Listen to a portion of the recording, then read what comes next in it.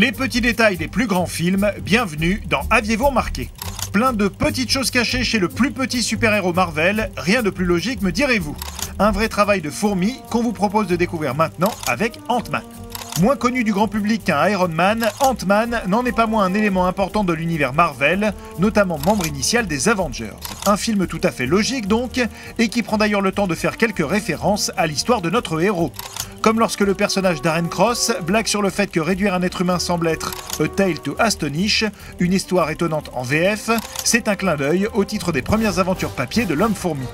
On aura également noté que la fourmi favorite de Scott, avant de porter le patronyme de Anthony, porte le numéro 247, référence cette fois au fait que Scott est le deuxième Ant-Man après Hank Pym et que le personnage est apparu pour la première fois dans le Marvel Première numéro 47. Alors qui dit film Marvel dit univers ciné Marvel et donc référence aux petits camarades. Ant-Man n'y coupe pas, et dans cette scène, Scott et Hank évoquent même les Avengers et leur manie de faire tomber des villes du ciel, en référence aux événements de Avengers 2. Dans le même registre, on peut apercevoir ici, après que Scott se soit échappé de prison, un journal affichant qui est à blâmer pour la Sokovia, renvoyant là encore au même film, et teasant au passage les tensions de Captain America Civil War. En bon fan de Marvel que vous êtes, vous n'êtes pas passé au début du film à côté du Triskelion en construction, le quartier général du Shield, visible terminé dans Le Soldat de l'Hiver. Ni des affiches Pingo Doce, la boisson bue par Stan Lee dans L'Incroyable Hulk, ni à cette référence à Spider-Man dans cette scène où la jeune fille évoque un gars qui grimpe sur les murs. Petit détail plus subtil cette fois dans l'hallucinante scène où Scott se retrouve dans le microverse. Si on y regarde de plus près, on peut apercevoir une silhouette humaine dans le reflet de son casque juste ici. Alors serait-ce Janet, la femme de Hank Pym disparue, ou alors le Docteur Strange, également habitué à se balader dans cet univers? On vous laisse décider.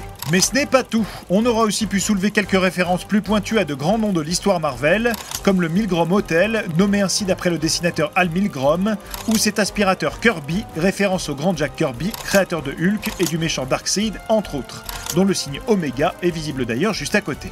Et bien sûr, il y a Stan Lee, cette fois en tant que barman rigolard. Les nostalgiques auront aussi reconnu cet acteur-ci, Gareth Morris, qui avait porté les collants du super-héros dans un sketch du Saturday Night Live dans les années 70. Bel hommage. Dans Ant-Man, on aura également remarqué que le tank de Hank Pym accroché à son porte-clés possède le numéro 153, tout comme le tank taille réelle vu sur les vidéos anciennes au début du long métrage, ce qui pourrait signifier que c'est le même. Ou encore que Louis siffle dans cette scène-ci la célèbre chanson Le Monde est petit, plutôt bien choisie vu le film, et aussi présente dans les parcs Disneyland. Les fans de Star Wars auront quant à eux tendu l'oreille pour reconnaître que le son des lasers de Yellow Jacket est le même que celui des AT-AT dans la saga intergalactique, ou enfin que justement Ant-Man ne déroge pas à la tradition de l'hommage de Marvel au film de George Lucas, qui était, on vous le rappelle, de toujours montrer un personnage perdant un bras ou une main dans les films de la phase 2. Ici, c'est bien Yellow Jacket qui se voit amputé d'un membre au moment de sa défaite, mais ça bien sûr, vous l'aviez remarqué, non ?